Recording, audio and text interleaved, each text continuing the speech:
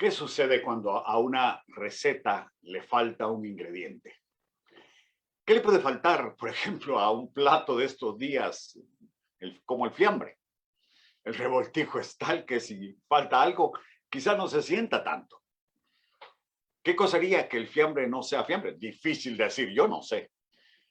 Pero imagínese usted, por ejemplo, un pastel sin azúcar o una sopa sin sal. Peor aún, imagínese que lo que faltó fue fuego. La mayoría de comidas no están listas hasta que pasan por el fuego. En la Edad Media, Martín Lutero se dedicaba al trabajo más prestigioso y más satisfactorio de su día. Era monje, pero a pesar de ello, él sabía en su interior que le hacía falta un ingrediente, el ingrediente principal quizá. La gente por estos días celebran el Día de los Muertos, días pasados. ¿Y qué le falta a los muertos? Bueno, usted sabe que le falta a los muertos.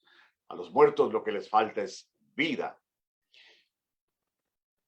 Abundan en nuestros días las películas de los zombies, de gente que no tiene vida. Y los jóvenes se solazan viendo esas películas.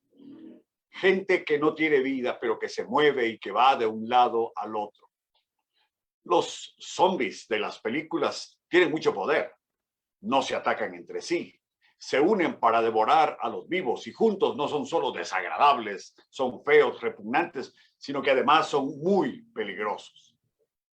Ahora, yo no sé si usted lo sabía, pero nosotros también vivimos entre zombies. Gente que espiritualmente está muerta, que tiene el espíritu muerto.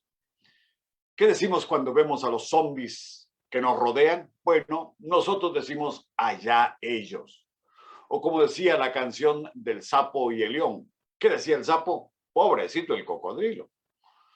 Cuando vemos a los zombies, nosotros decimos como el fariseo, te doy gracias, Señor, que no soy como los otros hombres, ladrones, injustos y adúlteros, ni aun como este publicano.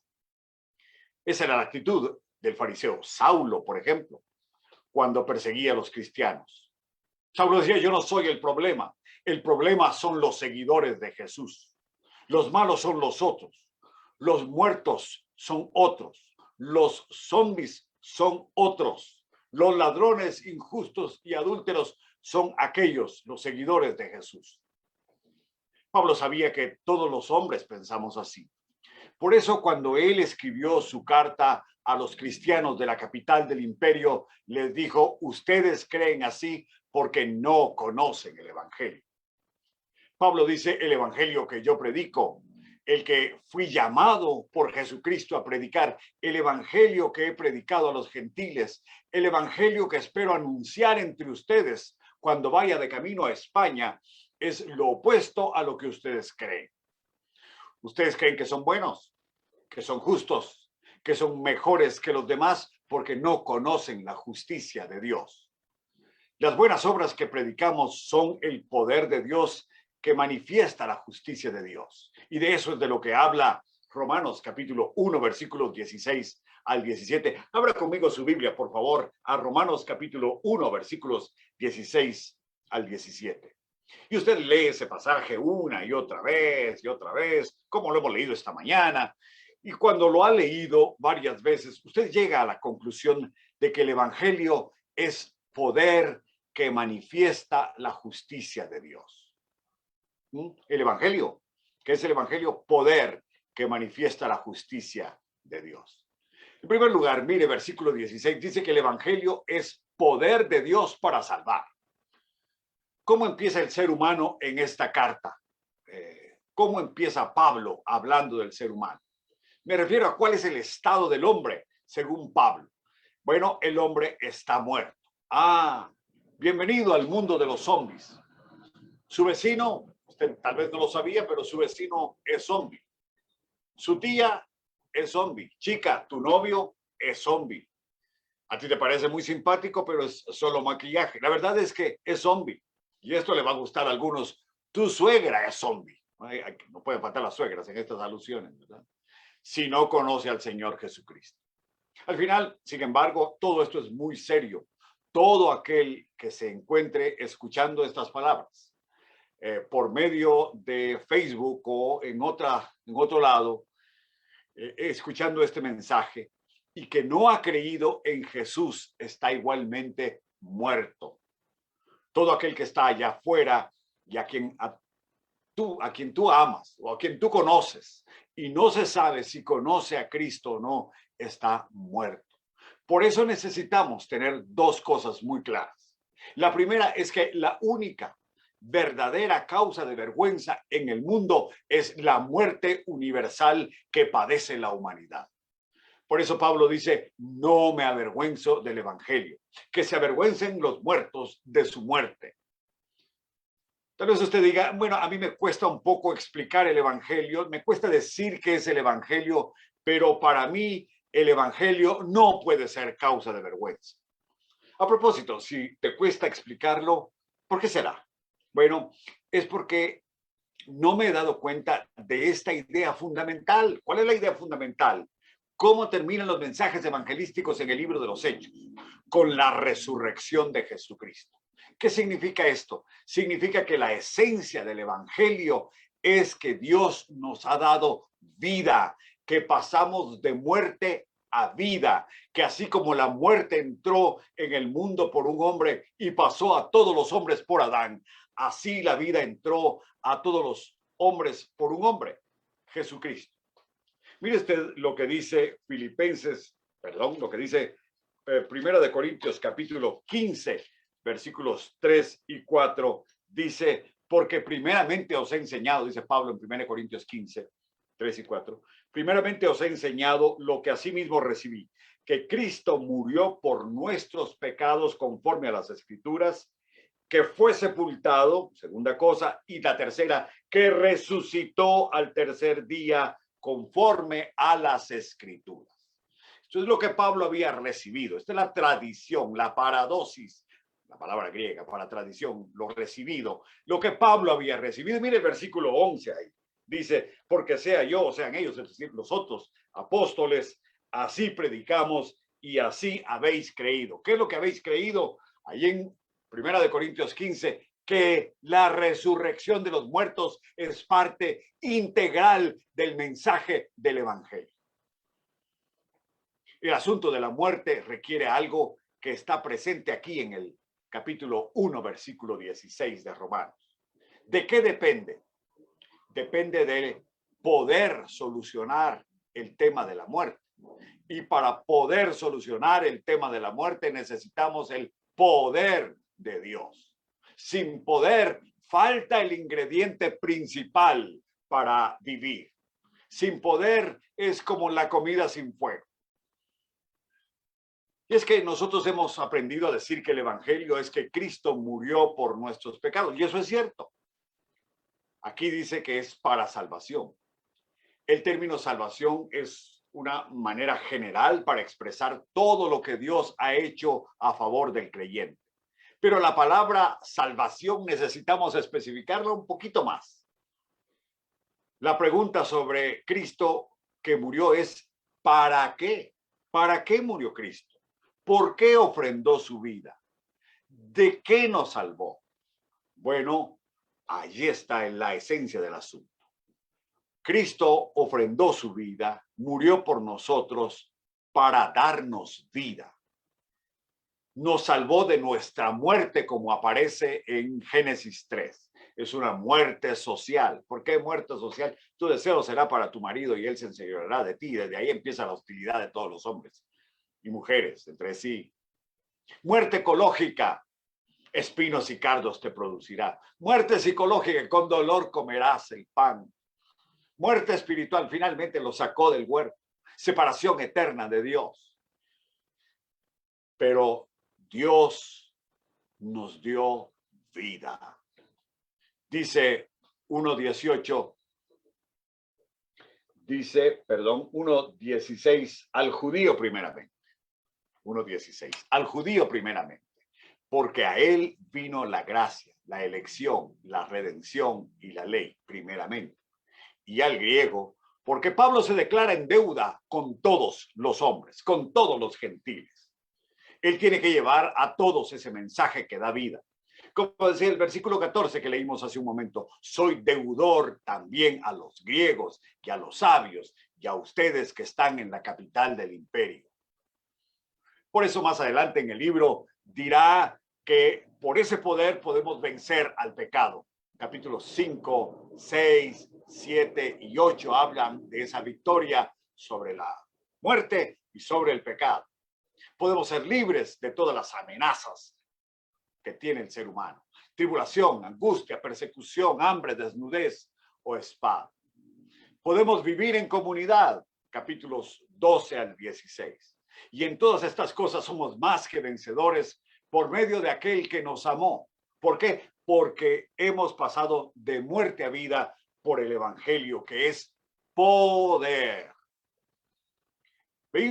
Vimos el versículo 4. ¿Recuerda usted el versículo 4? ¿Qué dice el versículo 4? Poder. ¿Ah? Que el Hijo de Dios, nuestro Señor Jesucristo, fue declarado con poder, según el Espíritu de santidad, por la resurrección de entre los muertos. Dígame una cosa, ¿se avergüenza usted del Evangelio? A ver, con sinceridad. ¿Se avergüenza de llevar su Biblia? ¿O en el trabajo y con los jefes se avergüenza de ser cristiano? ¿Se avergüenza usted ante los zombies? No puede ser, no nos podemos avergonzar ante los zombies. ¿Qué nos ha dicho Pablo aquí? Que el Evangelio es poder de Dios para salvar. Ahora viene una parte más profunda. Mire lo que dice el versículo 17. Pablo dice que el Evangelio es justicia de Dios que se recibe por fe. Versículo 17. La pregunta en esta sección es, ¿qué destino merecen los muertos? Bueno, de primas a primeras, todos sabemos que llegaremos tarde o temprano al cementerio. Pero la Biblia en Apocalipsis 21 habla de la muerte segunda, que es la separación definitiva y permanente de Dios. Ahora, si hay algo que puede cambiar ese destino, algo que transforme ese final, bueno, eso merece solo un nombre, el nombre de buenas noticias, buenas nuevas. Y eso es lo que significa la palabra evangelio, que aparece aquí en el versículo 17, porque en el evangelio la justicia de Dios se revela. La palabra evangelio es euangelion. Significa bueno y angelium, anuncio o mensaje. Es un mensaje bendito, dichoso, bienaventurado, que causa buenaventura, que causa felicidad escucharlo. Y es enterarnos que Dios ha transformado nuestro destino aquí y ahora, no solo en el cielo, sino hoy para tener comunión con Él, con los creyentes porque tenemos paz para con Dios, como dice Romanos 5:1. Entrar a esta gracia, dice Romanos 5:2.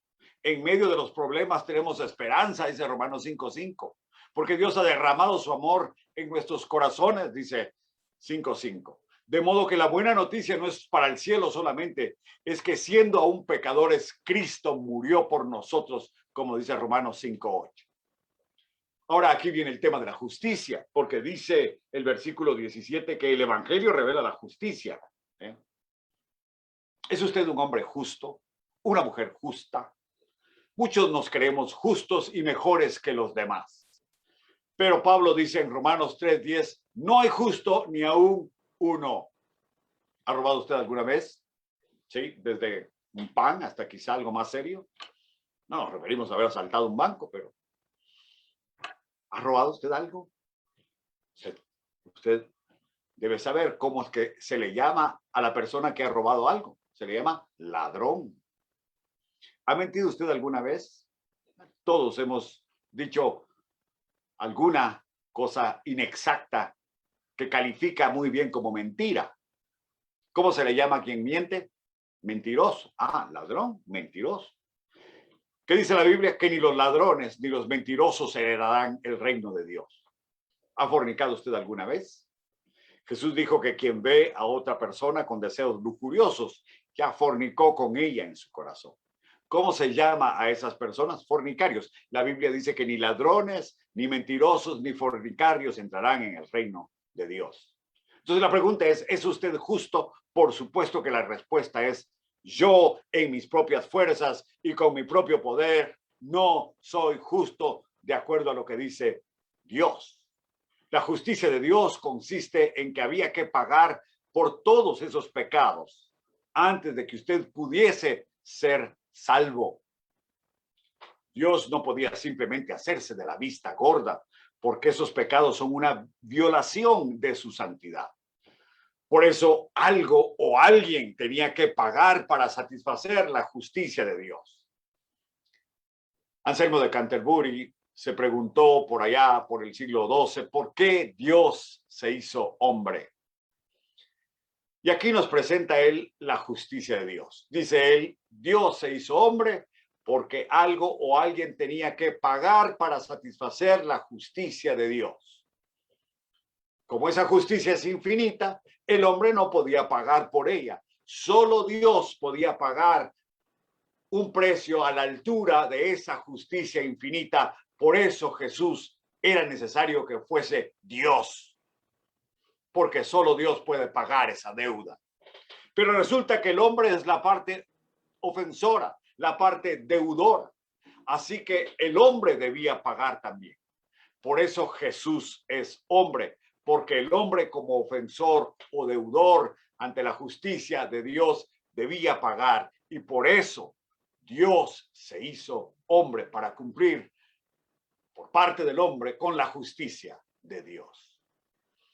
Ahora, hay cosas que los hombres no pueden creer porque dicen que solo creen lo que ven, aun cuando realmente eso no sea cierto. Pero mucha gente no cree en los microbios porque no los ve, o por lo menos no está claro de en dónde están, en dónde no están. Mucha gente no cree en las partículas subatómicas porque no las ve. Los científicos dicen que hay 25 partículas subatómicas de las que está hecho todo el universo, pero la gente no las ve. Sin embargo, los científicos lo saben, lo creen. ¿Qué se necesita para ver esas partículas? Bueno, o un microscopio si se trata de microbios, o un conocimiento especial en matemáticas y física para entender cosas que a la mayoría nos resultan invisibles. Déjeme decirle que de eso es de lo que Pablo está hablando aquí en el versículo 17. ¿Cómo? De microbios, microscopios, matemáticas y física. No. Está hablando del equipamiento que la gente necesita para entender el evangelio. Y ese equipamiento que la gente necesita se llama fe. Dice que la justicia de Dios se revela por fe y para fe. Sí, por fe significa la agencia o el medio que usamos para descifrar la justicia de Dios. Y para fe significa el fin o propósito de la justicia de Dios. Ese para fe es el fin o propósito, es una agenda para vivir. Entramos en el evangelio por la fe y caminamos en el evangelio por fe. ¿Qué dice Colosenses 2:6? Por tanto, de la manera en que habéis recibido al Señor Jesucristo, andad en él. Es decir, ¿cómo lo recibisteis? Bueno, lo recibisteis por fe. De modo que ¿cómo hay que andar en él? Andad también por fe. Para cerrar esto, Pablo cita un versículo de Habacuc 2:4. Mas el justo por la fe vivirá. ¿Por qué cita Pablo ese versículo? ¿Por qué la reforma protestante de Lutero entendió que en este versículo se encerraba la gracia, la elección, el amor eterno de Dios? En días de Lutero la gente le tenía miedo a las brujas, a los espíritus y a los moros que amenazaban con invadirlos. Pero sobre todo le tenían miedo a un Dios airado. Lutero cuenta en su biografía que él creía que Dios era como un gran matón que andaba con un garrote, listo para asestarle un garrotazo en la cabeza a quien pecaba. Así creía la mayoría de la gente en días de Lutero y por eso Lutero y toda su gente tenía pavor a Dios. Pero Lutero descubrió algo diferente.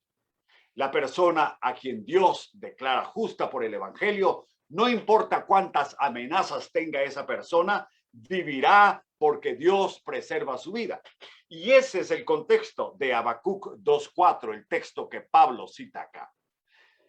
según la ley de Moisés, cuando los judíos oían invasores en su tierra, oían voces, lenguas extrañas en su tierra, era porque habían desobedecido la ley y los enemigos se encontraban acechándolos, cumpliendo las maldiciones de Deuteronomio 28 al 30. Eso es lo que Habacuc está diciéndole al pueblo. Si los caldeos están presentes es por su desobediencia, es por su idolatría, es por sus injusticias. Y esa desobediencia les costaría el exilio y les podría costar la vida misma. Pero, dice Habacuc, cuando el hombre cree en Dios, confía en Él, no importa cuántos enemigos tenga, no importa cuántos desobedientes mueran a su alrededor, Dios va a preservar la vida del justo, porque el justo por la fe vivirá. Dios declara al que cree, al que tiene fe, justo. Le da vida física, como dice Habacuc, vida eterna, como dice Pablo. De tal manera que no hay ni tribulación, ni espada, ni muerte, ni aflicción alguna, porque el justo por la fe vivirá. Y esa es la gran idea de Pablo en la carta a los romanos, que Lutero descubrió en el siglo XVI y que celebramos la semana pasada, el 31 de octubre, el día en que Lutero clavó sus 95 tesis en la iglesia de Wittenberg. Ahora déjeme preguntarle algo. ¿Tiene usted fe? ¿Sabía usted por qué Dios se hizo hombre? ¿Ha recibido usted el perdón de Dios? ¿Ha pasado de muerte a vida? Una vida que anuncia, proclama el evangelio, mensaje que trae paz, gracia, esperanza, amor, porque siendo aún pecadores, Cristo murió por nosotros. En esta segunda parte del pasaje se nos dice que el evangelio es justicia. Primero se nos dijo que es poder, luego se nos dice que es justicia, que se recibe por ese equipamiento que usted debe ejercer. Fe. Muy bien. En conclusión, Pablo nos ha dicho lo que el evangelio es. Es poder, es justicia. El evangelio es para que usted corra con él y lo anuncie a los demás. Es para anunciarlo, es para vivirlo, es para promoverlo entre sus amigos, los muertos, los zombies. No puede usted avergonzarse de Dios jamás, del evangelio tampoco, porque los muertos no entienden de qué se burlan, no saben qué persiguen, porque no entienden a Dios, no están equipados para ello, no tienen fe. Así que frente al prestigio, la fama, la fortuna, jamás puedes avergonzarte del evangelio. Esas cosas no pueden sustituir el ingrediente principal, que es la vida del resucitado operando en tu vida. En la Edad Media, Martín Lutero pudo poner en su lugar el prestigio, la fama y la fortuna de su día y superó sus traumas espirituales hasta que se encontró con Jesucristo, el dador de la vida eterna. Para alcanzar a los muertos de hoy, tú y yo tenemos que promover el evangelio, avivar la fe, encender la chispa de la fe. Hagámoslo cuando hablamos, cuando actuamos, cuando hacemos los actos más simples como los más complejos de la vida. Pero hagámoslo en el nombre del evangelio. Oremos. Señor, te damos gracias por tu palabra. Gracias por el evangelio, que es poder y que es justicia de Dios para salvación. Por medio de Jesucristo, el dador de vida, Jesucristo resucitado, cuya vida es parte esencial del evangelio que predicamos y que actúa en nosotros hoy. Y por eso te damos gracias en su nombre. Amén.